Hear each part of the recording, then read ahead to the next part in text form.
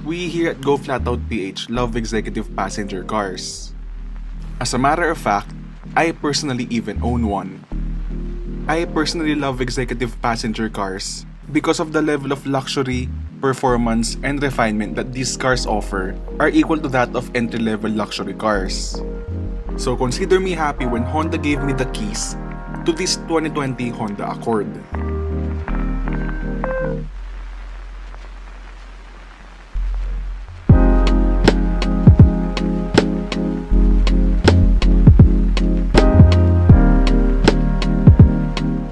First, the looks. In a bid to attract a younger demographic, the all-new Honda Accord embraces a fastback design. Starting at the front, meron ka nitong wide grille with a chrome unibrow. Not everyone can rock a unibrow, but the Honda Accord flaunts it well. Of course, in this class, you expect full LED lighting all over the vehicle. And then towards the side, the Accord wears a set of sleek 18-inch alloy wheels. And that's where you also start to see that fastback roofline. Towards the back, however, it somewhat falls apart for me. Hindi naman dahil pangit siya, but the C-shaped LED taillights don't offer the same level of prestige feel you would find in a Toyota Camry and a Mazda 6. Moving inside, and this all-new Honda Accord ditches the confusing two-screen layout of the previous generation model.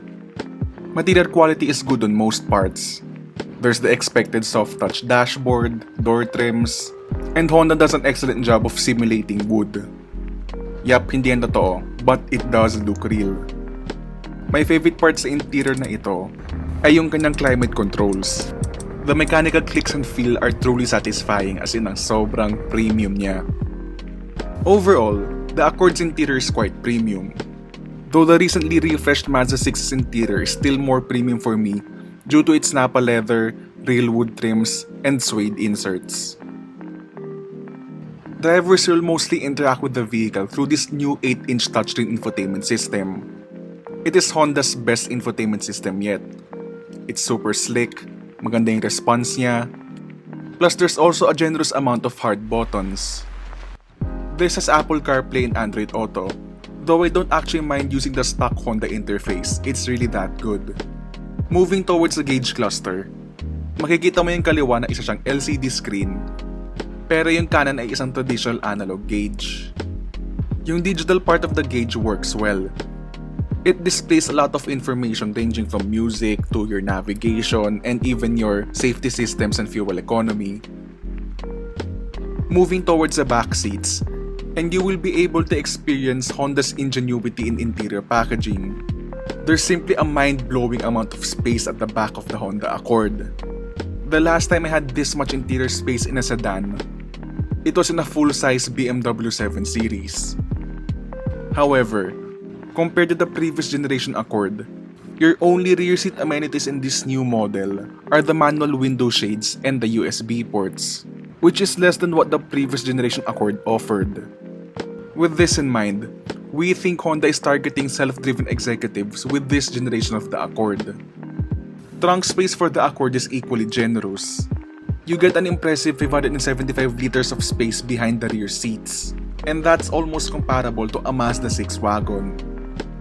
Under the hood of the Honda Accord is a 1.5-liter inline-4 turbocharged gasoline engine, which is the same engine in the Civic RS Turbo, but modified to produce more power. Power then goes towards the front wheels via a CVT. So one of the good things about the Honda Accord is that the steering, the suspension, the way the architecture was built, it's meant to deliver a fine balance between sportiness and comfort. So the steering, not exactly what you would call full of feedback, pero yung kanyang accuracy and yung response niya, as in yung konting galaw mo lang, super responsive niya. So, when you go through corners, kapag habang paligo ka, you actually know where to point the wheels. Hindi kayo parang lagi nagko-correction kung saan mo siya po-point. As in, it feels really responsive and agile. It also helps that the suspension also deals pretty well with the car's movement. So, kahit soft siya, maganda yung ride niya, maganda yung comfort niya, hindi siya yung parang wallowy na nagro-roll yung katawan niya. It's a nice balance between comfort and handling. Tapos yung kanyang 1.5 liter engine. Sa totoo lang, yung kanyang 1.5 liter turbo engine, yung power delivery is quite good at the low end. Lahat ng torque niya is at the low RPM range. Pero kung narinig nyo kanina, it isn't helped by the fact na yung CVT transmission nito, yung kanyang CVT, holds the rev. So hindi siya yung, it doesn't even try to pretend that it has fake range. So talagang it will really hold the rev. It will constantly hold the RPM at a certain range, at it will drone the cabin with a lot of engine noise. So I'm gonna be putting my foot down.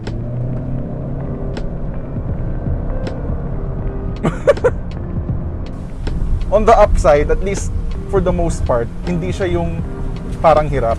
It just so happens na yung kanyang peak torque happens at a low RPM. So kapag nasa city ka, or kapag let's say as in everyday driving lang, kahit huwag mo nang i-rev masyadong makina, there's a lot of pull.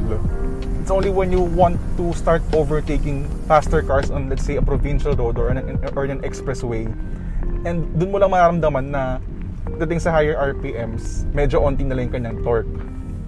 One upside to this small displacement turbocharged gasoline engine is its fuel economy. I was able to achieve 10.1 kilometers per liter over a week's worth of use. For perspective, I was only able to achieve around 8.7 kilometers per liter on the Toyota Camry, though the Mazda 6 diesel and the non-turbo 2.5 liters Skyactiv G petrol engine deliver around 12 kilometers per liter and 11 kilometers per liter respectively. Still, these numbers are extremely good for a mid-size executive passenger car. And then as for the rest of the package, the car is comfortable, refined, really quiet, and again, as mentioned, despite the comfy suspension, maganda pa rin handling niya. Hindi siya yung parang nagro-roll, nagwo-wallowing siya sa corners. Mas maganda yung balance niya between comfort and sport. And then, the cabin's really refined, though the engine sometimes drones the cabin when you want to overtake because of the CVT. And those are the factors which prevents the Honda Accord from being as sporty as the Mazda 6. Though on the upside, the Honda Accord feels sportier and more fun to drive than the Toyota Camry. Buying a Honda Accord is quite simple. There's only one variant to choose from, and it costs a little under 2.3 million pesos for this 1.5 EL Turbo variant. This price tag also makes it the most expensive in its segment, and this gets you 18-inch alloy wheels, full LED lighting, remote engine start, power adjustable front seats, rear sunshades, reverse link tilting side mirrors, just to name a few. There's also Honda Sensing, which is a set of forward-facing advanced driver assist features, including automatic emergency braking, full-speed adaptive cruise control, lane departure warning, lane keeping assist, and road departure mitigation. This, however, doesn't include blind spot warning and rear cross traffic alert, and instead, you get this lane watch camera, though we still prefer rear radar-based safety features over this lane watch system.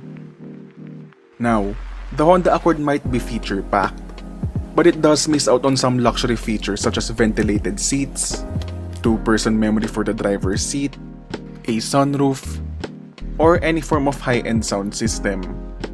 And because this is the most expensive in its class, this car's 1.5-liter turbo engine isn't up to par with the mightier turbo engine choices from the Mazda 6. Don't get me wrong, the all-new Honda Accord is actually a good choice. But for the most part, the Toyota Camry is a better chauffeur-driven vehicle, while the Mazda 6 offers the most luxuries, along with the most engaging driving experience. The Honda Accord then is somewhere in between the chauffeur-driven nature of the Toyota Camry and the spirited driving fun of the Mazda 6. And if that's the kind of thing you're looking for in a mid-size executive passenger car, then this Honda Accord with its mixed identity is probably for you.